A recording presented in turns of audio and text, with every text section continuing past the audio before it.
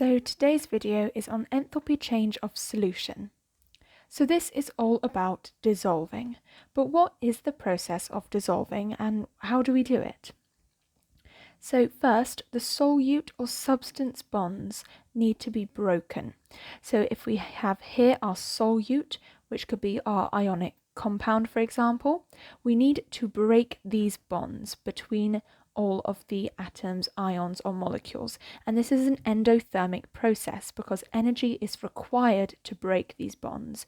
We need to put in energy to break up these solute bonds.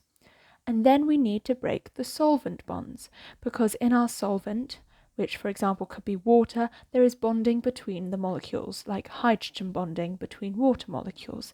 And again, this is an endothermic process because energy is required.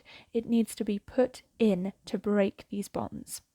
So once we've broken our solute and solvent bonds, our new bonds can now form between the solvent and the substance or solute.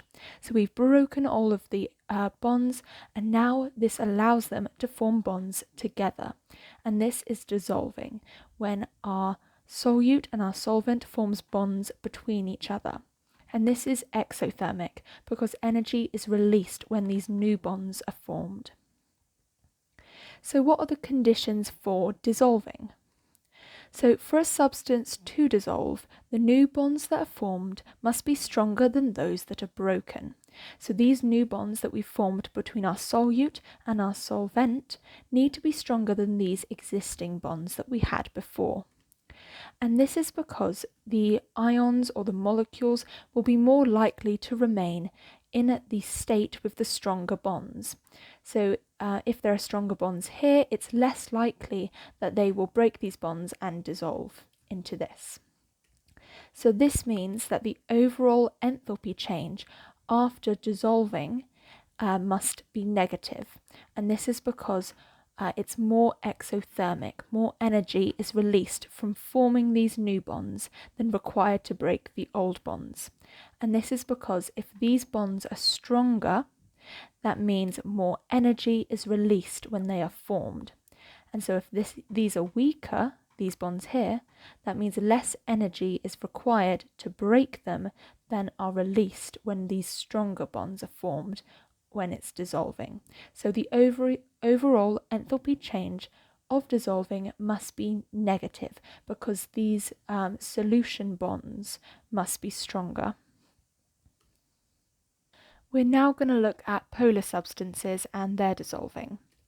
So a polar substance is a substance that contains a dipole, so a molecule that has a partial charge across it. So water, for example, is a polar substance because the oxygen is more electronegative than the hydrogens, so it attracts the bonding electrons more, drawing the electrons closer to it, so the oxygen has a higher electron density, giving it this partial negative charge, and the hydrogens are partial positive because the electron density is lower. And so water has a dipole across it because it has its partial negative and partial positives. So water is a polar substance. And so polar substances tend to dissolve better in polar solvents. So polar solvent is molecules that have polarity. So for example, water is a polar solvent because it is a solvent where the molecules have polarity. So polar substances will dissolve well in a polar solvent like water. So for example, water. And so this forms aqueous solutions via hydrogen bonding because of these partial positive hydrogens and the lone electrons on the electronegative oxygen. The water is able to form hydrogen bonds with polar substances, polar solutes. And non-water polar solvents form permanent dipole interactions or instantaneous induced dipole interactions to form non-aqueous polar solutions. So an aqueous solution is when you have dissolved something in water, and a non-aqueous polar solution is still a polar solution, so it still has partial charges across the molecules, but it's not a water solvent. It will be some other polar solvent, so it's not aqueous. And because it's not water, the solvent is not able to form hydrogen bonds sometimes, so these will be more likely to form permanent dipole interactions or instantaneous induced interactions with the solute. So now moving on to a concept of lattice enthalpy. So energy is released when gaseous ions come together to form a giant ionic lattice. So let's break this down. So we have our gaseous ions here, and they're coming together to form this giant ionic lattice. And this giant ionic lattice is held together by electrostatic forces of attraction, holding oppositely charged ions in fixed positions. So our gaseous ions come together, and because they are of opposite charges, they will be held together by these electrostatic forces. And they're held in this fixed position here. And this is our giant ionic lattice. So energy is required to form the ionic structure from gaseous ions. So we do have to put in some energy to get them to come together into this structure. However, the overall change in energy will be exothermic. But this is because energy is released when these bonds are made. So we do have to put in some energy to take these gaseous ions to come together. However, more energy is released when the bonds between these oppositely charged ions are formed. So the overall change in energy will be exothermic.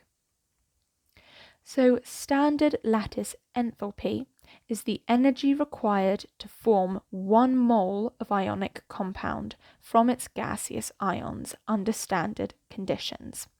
So standard lattice enthalpy is the energy required to form 1 mole of our ionic compound from these gaseous ions under standard conditions, which is 298 Kelvin and 1 atmosphere. And this standard lattice enthalpy will be negative because we know that the overall energy change is exothermic because more energy is released. So our lattice enthalpy is the energy required to form this ionic lattice, and because more bonds are formed, this is going to be negative because we're releasing energy when these bonds are made. So now another important concept is enthalpy change of hydration. So the enthalpy change when 1 mole of aqueous ions are formed from gaseous ions. So we see here we have our ionic lattice that we saw on the previous slide, and we break this back into the free gaseous ions that we formed it from, because we know that our ionic lattice has been formed from gaseous ions. And the enthalpy change of hydration is when these gaseous ions form aqueous ions. So, for enthalpy change of hydration, this is when water molecules will surround our ions. They will form bonds with our gaseous ions.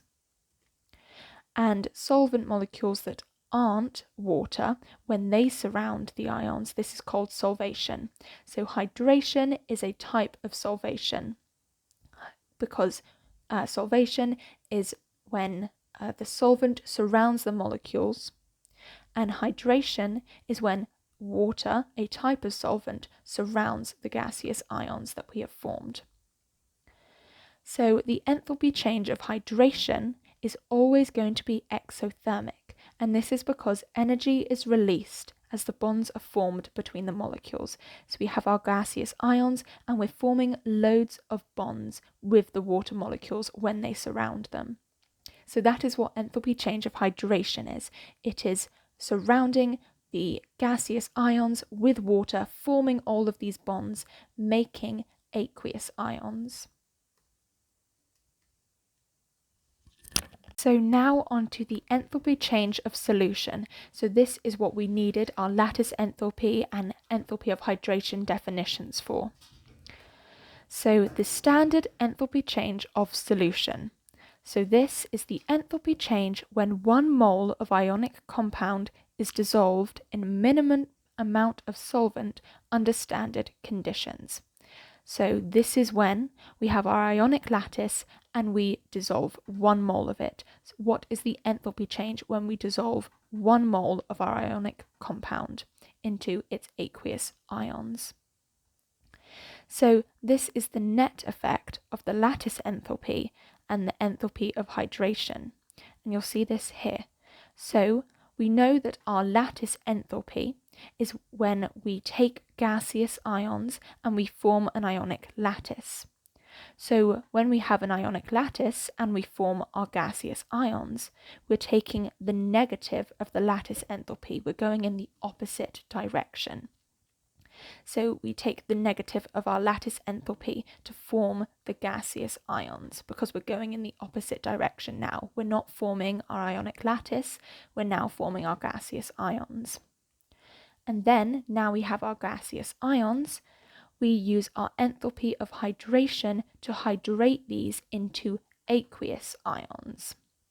So you can see here that this overall effect is our enthalpy change of solution because it's taken our ionic lattice and it's dissolved it into our aqueous ions. And this is the net effect of our lattice enthalpy in the opposite direction. So it's our negative lattice enthalpy. And it's taken into account the enthalpy of hydration. So enthalpy change of solution is the net effect of these two. So let's look at an example for this because this might be quite a tricky concept to get your head around. So if this is our question, find the enthalpy change of solution when 1 mole of sodium chloride is dissolved, where the lattice enthalpy is minus 230 kilojoules per mole. Our enthalpy change of hydration of chloride ions is 45 kilojoules per mole, and our enthalpy of hydration of Na plus ions is 45 kilojoules per mole again. So if we look at what this question is asking us, so we have our sodium chloride and we want to dissolve it into the aqueous ions.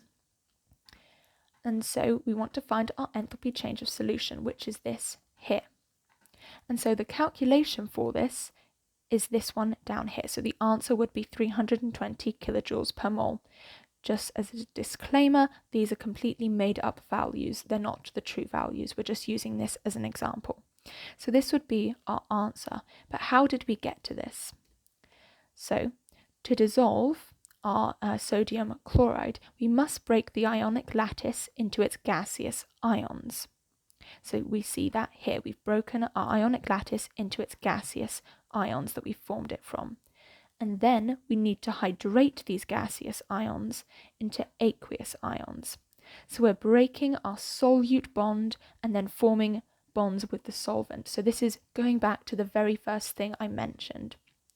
Dissolving is breaking the solute bonds and then forming new bonds with the solvent. So we're breaking the ionic lattice up into its gaseous ions and then forming new bonds with these gaseous ions to make our aqueous ions.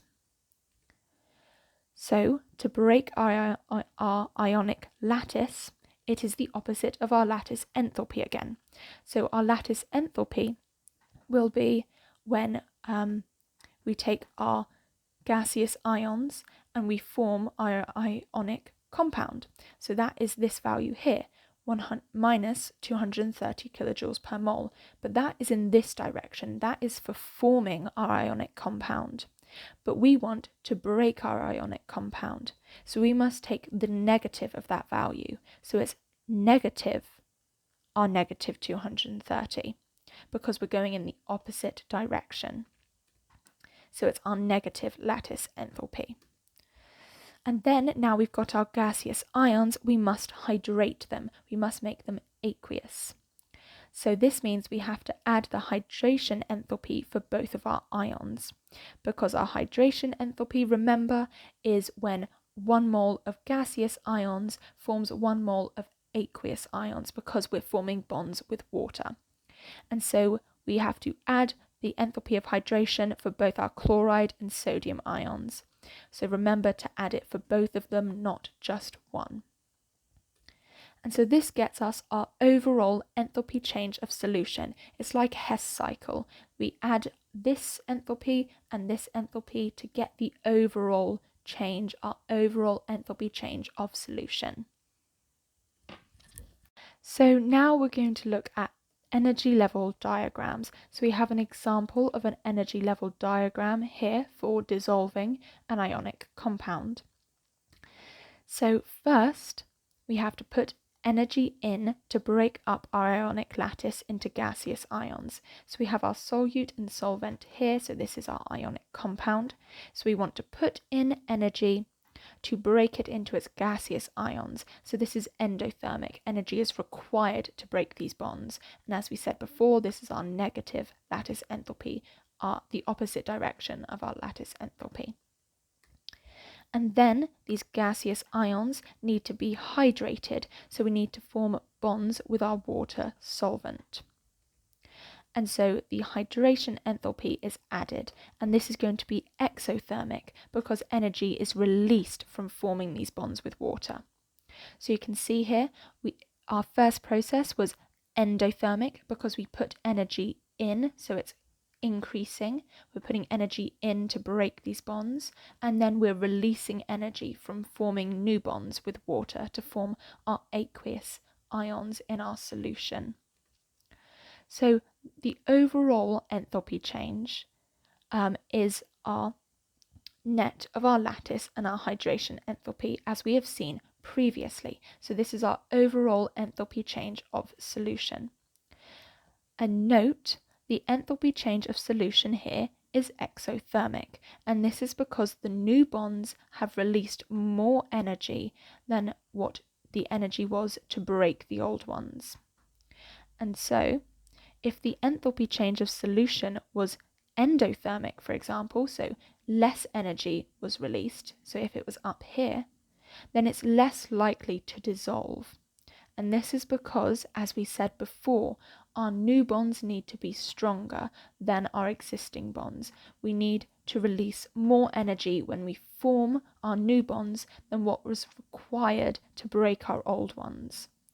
So for a substance to be likely to dissolve, our enthalpy change of solution has to be negative. It has to be exothermic. We need to release more energy when we form these bonds with water. Our enthalpy of hydration, our collective enthalpy of hydration, has to be larger than our negative lattice enthalpy.